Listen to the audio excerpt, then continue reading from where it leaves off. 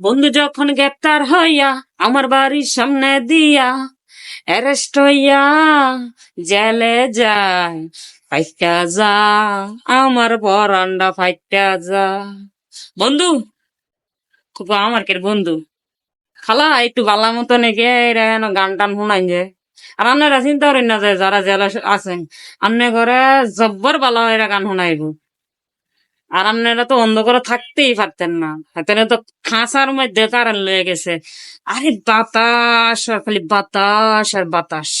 দেখবেন খাঁচার পাঙ্কার মনে করেন 56 ইঞ্চি না, একবারে 373 ইঞ্চির ফ্যান লাগাই দিব। বাতাস আর বাতাস।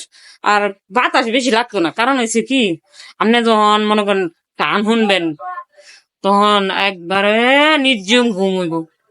তো বিনোদন দেওয়ার লাগে আমাদের মমতাজ খালারে ফাটাইছি, নিশ্চিন্তে আপনার